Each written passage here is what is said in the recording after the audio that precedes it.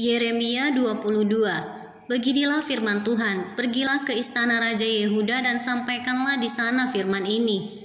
Katakanlah, dengarlah firman Tuhan, hai Raja Yehuda, yang duduk di atas tahta Daud, engkau, pegawai-pegawaimu dan rakyatmu yang masuk melalui pintu-pintu gerbang ini.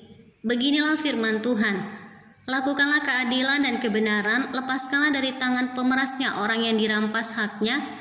Janganlah engkau menindas dan janganlah engkau memperlakukan orang asing, yatim dan janda dengan keras, dan janganlah engkau menumpahkan darah orang yang tak bersalah di tempat ini. Sebab jika kamu sungguh-sungguh melakukan semuanya itu, maka melalui pintu-pintu gerbang istana ini akan berarak masuk raja-raja yang akan duduk di atas tahta Daud dengan mengendarai kereta dan kuda. Mereka itu pegawai-pegawainya dan rakyatnya. Tetapi jika kamu tidak mendengarkan perkataan-perkataan ini, maka aku sudah bersumpah demi diriku, demikianlah firman Tuhan, bahwa istana ini akan menjadi reruntuhan. Sebab beginilah firman Tuhan mengenai keluarga Raja Yehuda. Engkau seperti Gilead bagiku, seperti puncak gunung Libanon. Namun pastilah aku akan membuat engkau menjadi padang gurun, menjadi kota yang tidak didiami orang. Aku akan menetapkan pemusnah-pemusnah terhadap engkau, masing-masing dengan senjatanya. Mereka akan menebang pohon aras pilihanmu dan mencampakkannya ke dalam api. Dan apabila banyak bangsa melewati kota ini, maka mereka akan berkata seorang kepada yang lain, mengapakah Tuhan melakukan seperti itu kepada kota yang besar ini?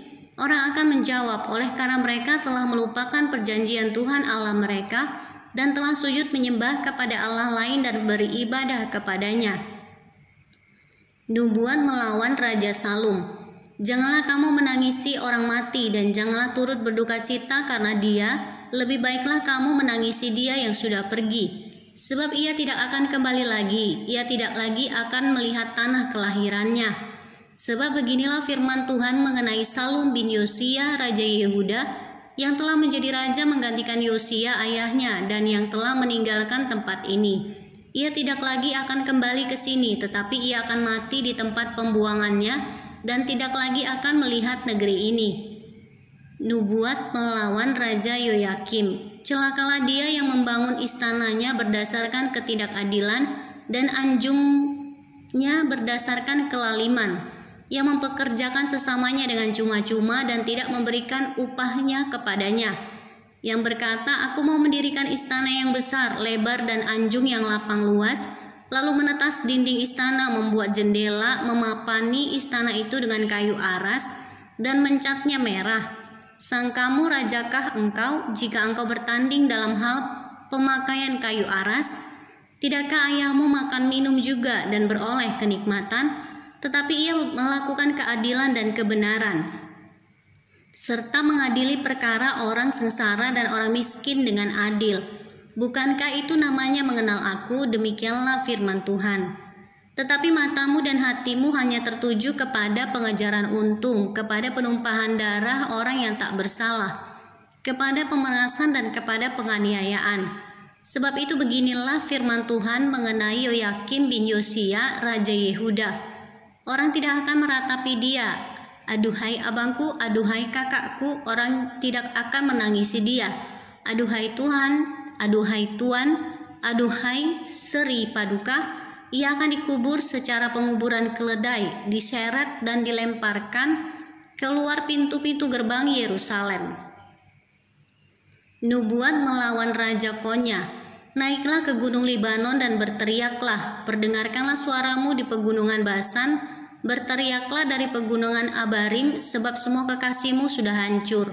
Aku telah berbicara kepadamu selagi engkau sentosa, tetapi engkau berkata, aku tidak mau mendengarkan. Itulah tingkah langkahmu dari sejak masa mudamu.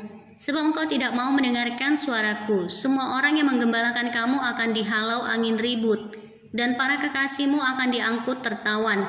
Pada waktu itu engkau akan menjadi malu dan bernoda dari sebab segala kejahatanmu. Hai engkau yang diam di gunung Libanon dan yang bersarang di pohon-pohon aras. Betapa engkau akan mengeluh ketika kesakitan menimpa engkau, kesakitan seperti yang ditanggung perempuan yang melahirkan.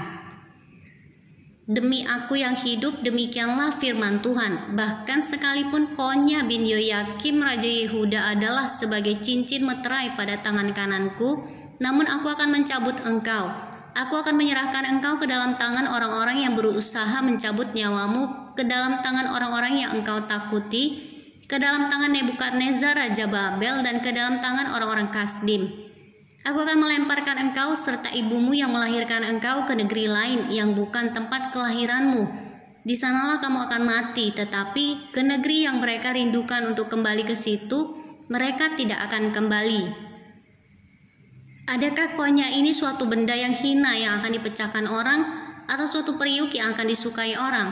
Mengapakah ia dicampakkan dan dilemparkan ke negeri yang tidak dikenalnya? Hai negeri, dengarlah firman Tuhan. Beginilah firman Tuhan, catatlah orang ini sebagai orang yang tak punya anak, sebagai laki-laki yang tidak pernah berhasil dalam hidupnya, sebab seorang pun dari keturunannya tidak akan berhasil duduk di atas tahta Daud dan memerintah kembali di Yehuda.